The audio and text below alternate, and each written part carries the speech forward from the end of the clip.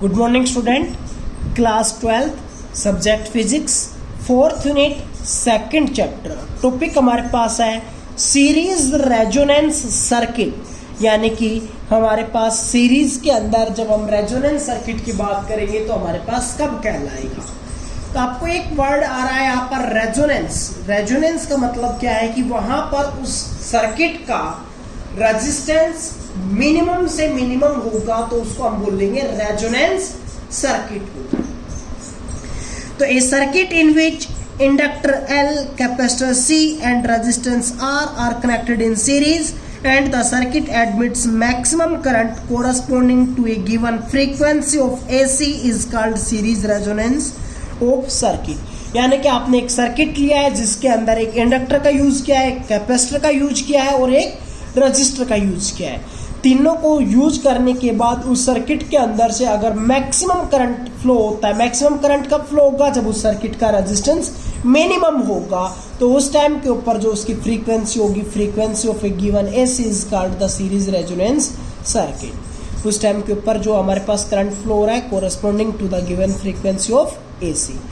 तो इम्पीडेंस के अंदर हमने पढ़ा था the impedance of RLC circuit Z that is equals to under root R का स्क्वायर प्लस XL माइनस में XC का होल स्क्वायर। अगर हम बात करते हैं कि हमारे पास फ्रीक्वेंसी बहुत ही कम है, अगर हमारे पास फ्रीक्वेंसी कम होगी तो हमारे पास न्यू की वैल्यू क्या होगी, कम होगी। और जब न्यू की वैल्यू कम है तो हमारे पास ओमेगा की वैल्यू भी क्या होगी, कम होगी, क्योंकि ओमेगा क्या होता है हमारे पास 2 पाई इंटू न्यू के बराबर होता है। हमने क्या लिया, फ्रीक्वेंसी कम लिया है। जब उसकी फ्रीक्वेंसी कम होगी तो वहां पर ओमेगा भी क्या होगी, कम होगी। जब आपके पास ओमेगा की वैल्यू कम होगी तो इंडक्टिव रिएक्टेंस यानी कि XL को आप किसके इक्वल लिखते हो, ओमेगा इंटू एल। जब आपके पास ओमेगा बहुत कम है, एक छोटा नंबर है, तो XL टोटल की वैल्यू भी क्या होगी, आपके पास एक छोटी वैल्यू होगी। यानी कि इंडक्टिव रिएक्टेंस वहां पर क्या होगा, कम होगा। Inductive reactance XL that is equals to omega L is negligible. But उसी टाइम के ऊपर अगर हम बात करें capacitive reactance means XC that is equals to 1 by omega C। यहाँ पर ओमेगा जो आपके पास इन्वर्सली प्रोपोर्शनल है, यानी कि डिवाइड के अंदर है, डिवाइड के अंदर अगर हम छोटी वैल्यू लेंगे तो ऊपर क्या आएगी, हमारे पास एक बड़ी वैल्यू आएगी। तो कैपेसिटिव रिएक्टेंस क्या होगा, वहां पर वेरी हाई होगा। अगर हम धीरे धीरे न्यू की वैल्यू यानी कि फ्रीक्वेंसी की वैल्यू को इंक्रीज करते जाते हैं तो ओमेगा वहां पर इंक्रीज होगा। और जब ओमेगा की वैल्यू इंक्रीज होगी तो एक्सएल की वैल्यू इंक्रीज होगी, लेकिन एक्ससी की वैल्यू क्या होगी, डिक्रीज होगी। किसी भी एक बीच के अंदर हम एक इंस्टेंट के ऊपर ये मान लेते हैं कि वहां पर आपके पास XL और XC क्या होंगे, दोनों आपस में एक दूसरे के इक्वल होंगे। हमने मान लिया XL that is equals to XC, तो XL को हम क्या लिख सकते हैं, ओमेगा RL। ओमेगा R मैंने क्या लिया, वो वैल्यू लिया जहां पर इंडक्टिव रिएक्टेंस और कैपेसिटिव रिएक्टेंस दोनों क्या हो जाए, इक्वल हो जाए। इसलिए क्या बन गया, omega RL that is equals to 1 by omega RC। Omega R वहां पर ले लिया हमने कॉमन वैल्यू, यानी कि वहां पर हमारे पास उसकी कॉमन वैल्यू जहां पर इंडक्टिव रिएक्टेंस और कैपेसिटिव रिएक्टेंस दोनों क्या हो रहे हो, इक्वल हो रहे हो।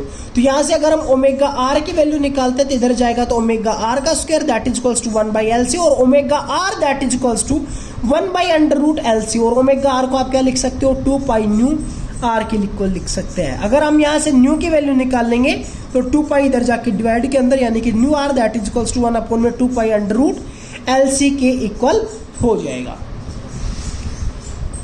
ये वाला सर्किट देखो, हमने क्या लिया है, एक फ्रीक्वेंसी ले ली, यानी कि इस वैल्यू के ऊपर दोनों के अंदर से क्या हो रहा है कि मैक्सिमम करंट फ्लो हो रहा है। ये हमने दो वेव्स इस फॉर्मेशन के अंदर ली है, दो कर्व हमने इस फॉर्मेशन के अंदर लिया है कि तो हमारे पास दो रेजिस्टेंस है, एक का रेजिस्टेंस कम है और एक का रेजिस्टेंस ज्यादा है। जिसका रेजिस्टेंस ज्यादा होगा उसमें से करंट की अमाउंट कम फ्लो होगी और जिसका रेजिस्टेंस कम होगा उसके अंदर से करंट की वैल्यू ज्यादा होगी।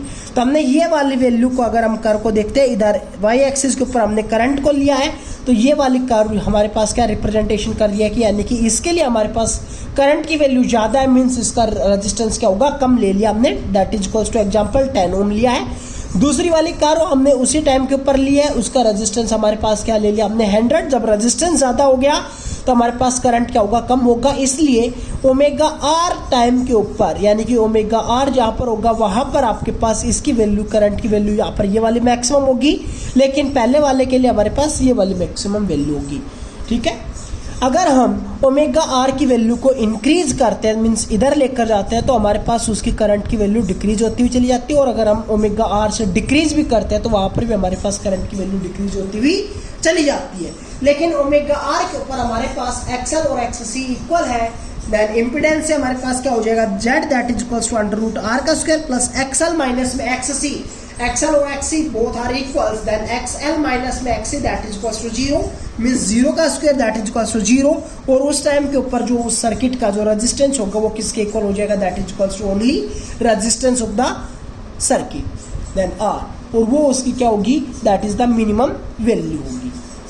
नेक्स्ट टॉपिक हमारे पास है quality factor of the resonance circuit और sharpness of the resonance. Quality factor को हम क्यू फैक्टर के नाम से भी बोल सकते हैं। तो क्वालिटी फैक्टर हमारे पास क्या होता है, it is the ratio of the voltage develop across the inductor और कैपेसिटर, यानी कि जो वोल्टेज डेवलप हो रही हो इंडक्टर के अक्रॉस या फिर कैपेसिटर के across at resonance to the impressed voltage which is the voltage applied across the R. यानी कि अगर हमने कोई भी एक वोल्टेज ले ली आर, उसके कोरस्पोंडिंग हमारे पास एक इंडक्टिव के अंदर जो वोल्टेज ड्रॉप हो रही है और एक कैपेसिटिव सर्किट के अंदर जो वोल्टेज ड्रॉप हो रही है, तो यहाँ पर जब हम उनका रेशियो की बात करेंगे, यानी कि voltage develop across R divided by voltage across, sorry, voltage across L divided by voltage across R that is equals to the quality factor, या फिर voltage across C divided by voltage across R that is also known as the quality factor. तो हम दोनों parts को लेकर चल रहे हैं। एक साइड हमने इंडक्टिव रिएक्टेंस के लिए लिया है, यानी कि इंडक्टर के लिए लिया है, इधर हमने कैपेसिटर के लिए लिया है।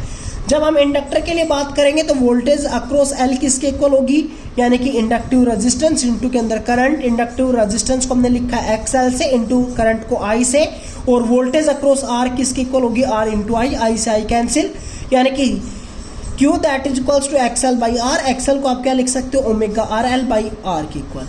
यूजिंग हमने यूज किया omega R that is equals to 1 by under root L C, ये वाली वैल्यू पुट करते हैं ओमेगा R की जगह पर, तो हमारे पास हो जाएगा 1 by under root L C into में L बाई R। अब देखो यहाँ पर L को मैं लिख सकता हूँ under root L into under root L, एक L से एक अंडर रूट के अंदर L कैंसिल हो जाएगा, तो क्या बच जाएगा under root L divide by under root C into R। यहाँ पर क्या आएगा, R आएगा भाई, मैंने 2 गलती से लिख दिया है।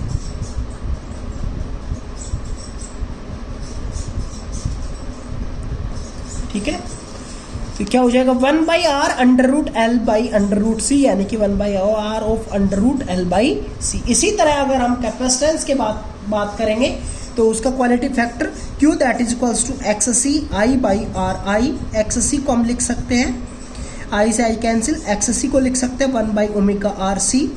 ठीक है, आर हमारे पास एज इट इज चल रहा है, ओमेगा आर की जगह पर 1 बाई अंडर रूट एल से पुट करेंगे, तो यहाँ से हमारे पास C को तो हमने एज इट इज लिख लिया है, एक C अंडर रूट के अंदर था, इधर C था, एक C से एक C कैंसिल कर दिया, तो यहाँ पर अंडर रूट C बच जाएगा, और अंडर रूट L को ऊपर भेज देंगे तो क्या बन जाएगा 1 by R of under root L by C के इक्वल होगा। तो आपके पास क्वालिटी फैक्टर इंडक्टिव के लिए देख ले, यानी कि इंडक्टर के अक्रॉस देख लो या फिर कैपेसिटर के अक्रॉस देख लो, बोथ के अक्रॉस क्या होगा, सेम वैल्यू आएगी। Thank you.